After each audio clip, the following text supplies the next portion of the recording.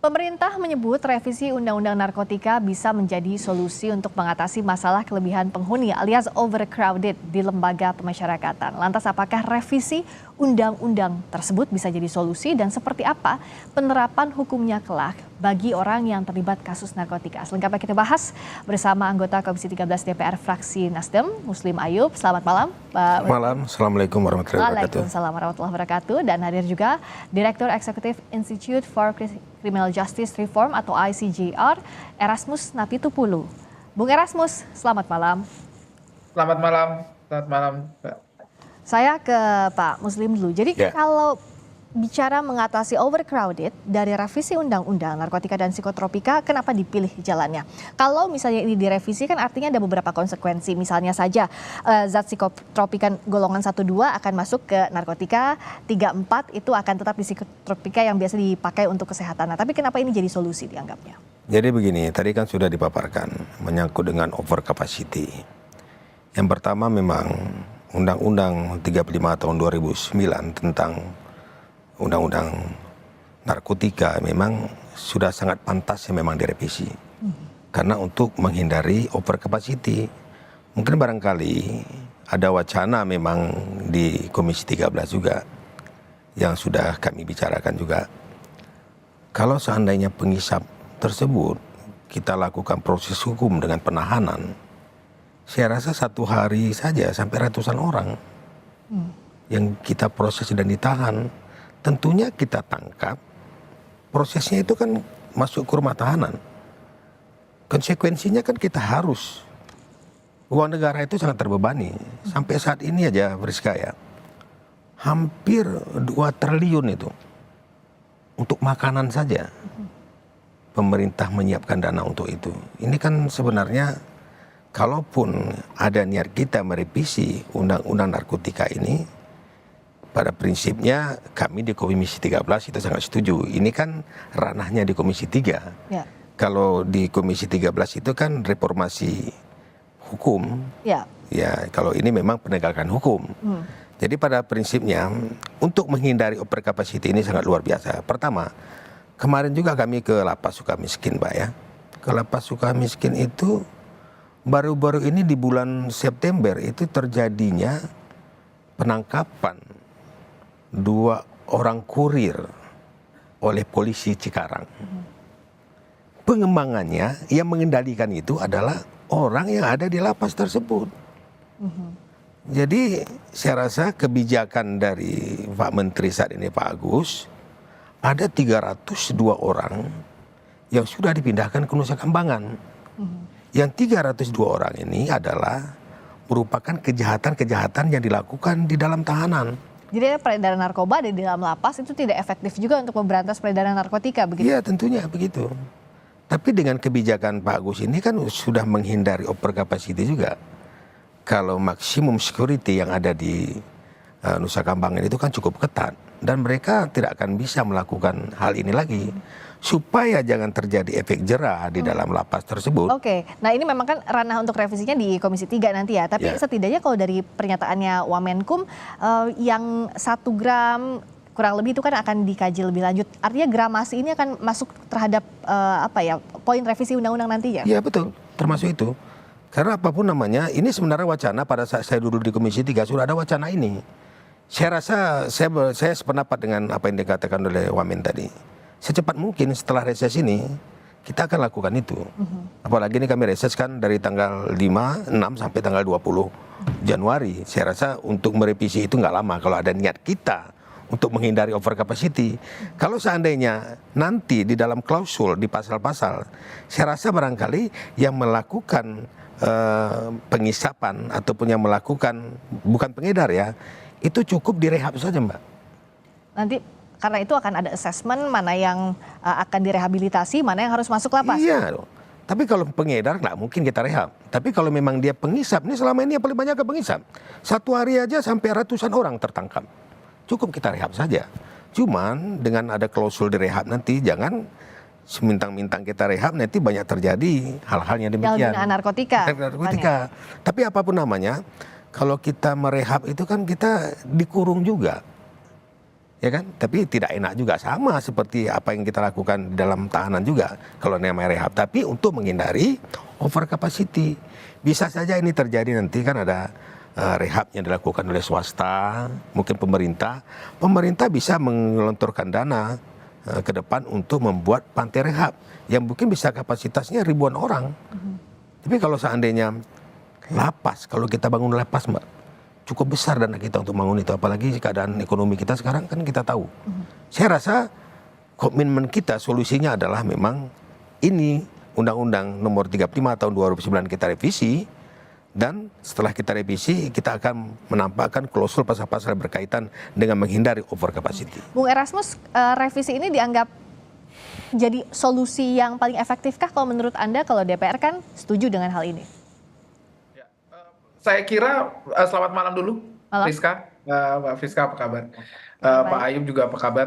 Saya kira revisi memang jalan yang paling penting yang harus dilewati ya, karena masalah tadi yang disampaikan oleh Pak Ayub dari DPR adalah identifikasi pertama permasalahan narkotika di Indonesia itu adalah pasal-pasal di dalam Undang-Undang Narkotika. Pasal-pasal Undang-Undang Narkotika itu tidak mampu mengidentifikasi mana pengguna, mana pengedar, bandar.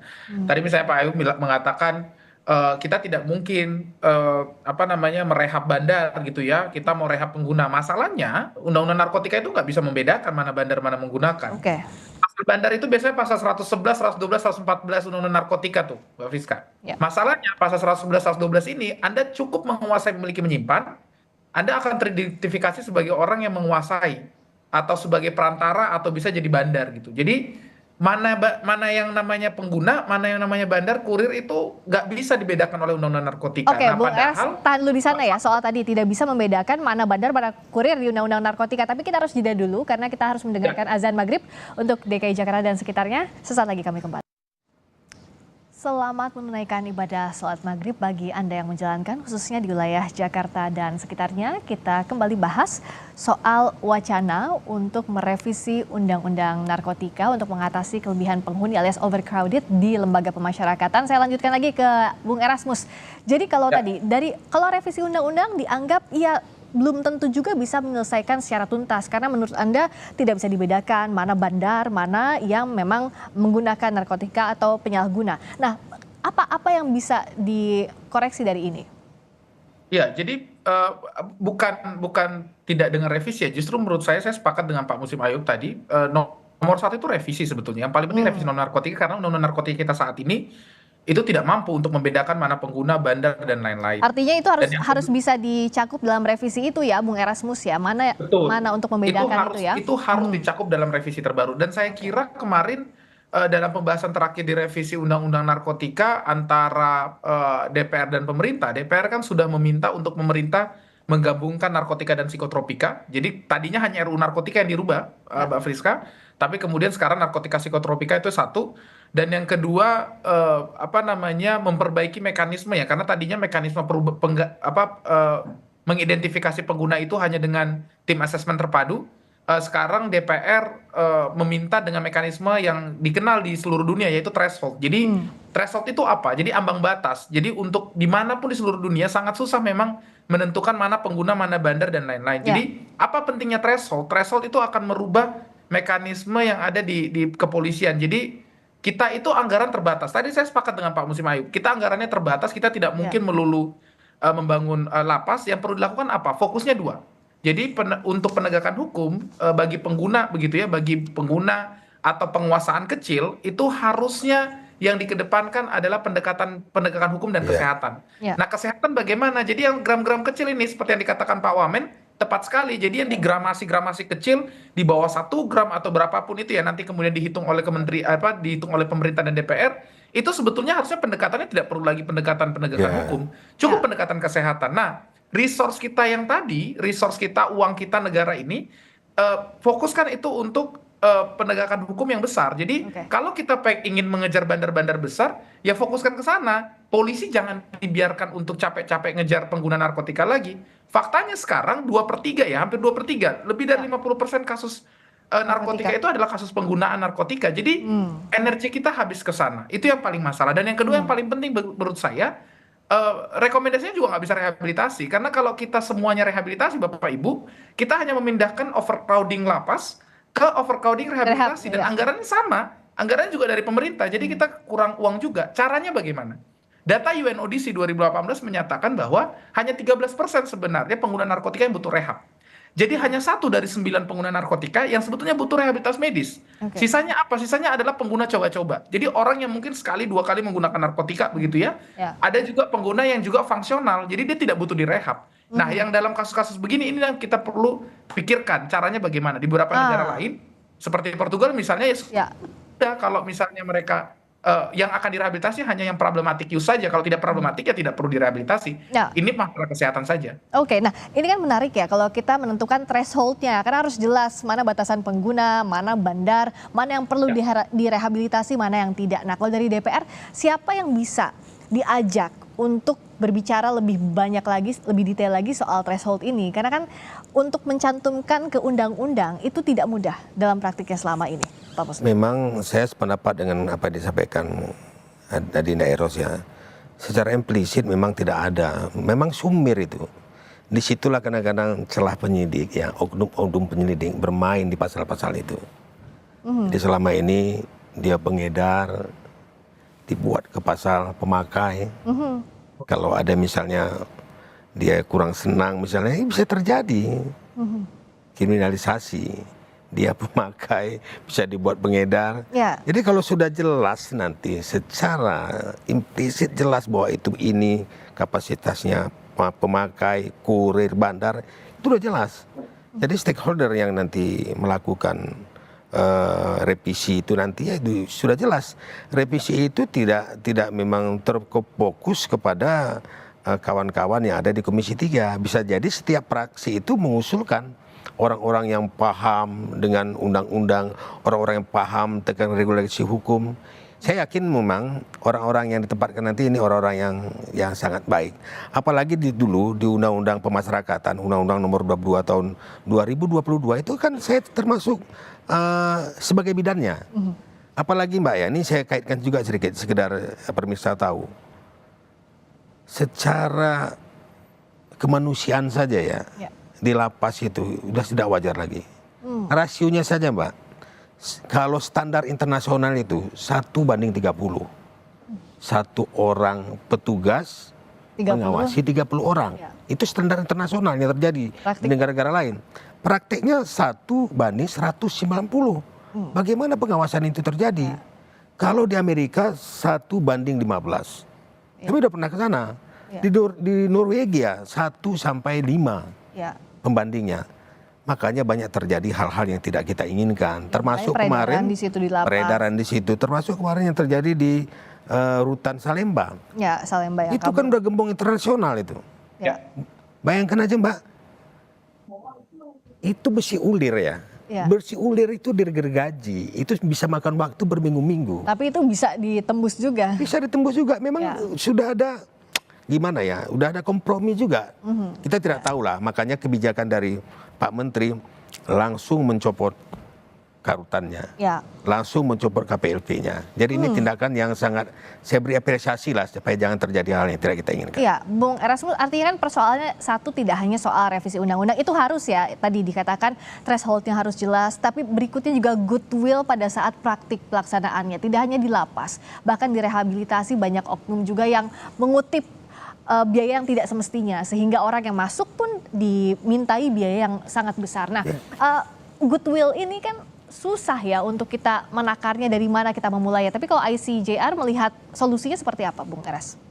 Ya, baik. Yang pertama adalah ini soal bagaimana kita menakodai, mereshaping gitu ya, kita mengarahkan penegakan hukumnya mau kemana. Nah, tugasnya Bang Muslim Aim ini kan sangat baik sekali dulu di Komisi 3. Pada saat di Komisi 3 misalnya DPR ketika meminta narkotika RUU ya, draft RUU narkotika diperbaiki, salah satu arahnya DPR saat itu adalah bagaimana polisi, aparat penegak hukum kita ini fokusnya pada kasus-kasus besar saja.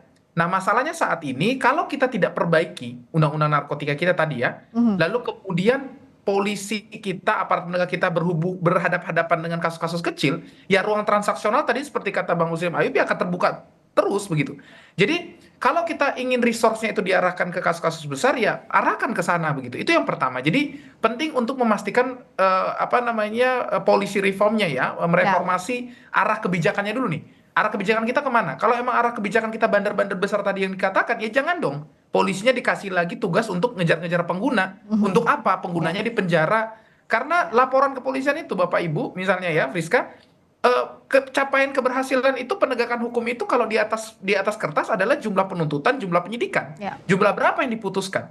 Mau dia bandar, mau dia pengguna besar nggak berubah. Laporan BNN 3 tahun terakhir pengguna narkotika terus meningkat. Ada penurunan, tapi dari 5 juta sekian jadi 4,9 juta sekian ya Bang. Angkanya masih besar. Jadi itu jadi masalah. Itu nomor satu. Nomor kedua adalah bagi saya yang paling penting sepertinya di kasus-kasus yang memang pendekatan utamanya harusnya bukan penegakan hukum, seperti kasus kesehatan, ya sudah kita kedepankan juga, kita lengkapi dengan pendekatan kesehatan juga. Saya kasih contoh misalnya yang paling gampang yang pernah kita hadapi.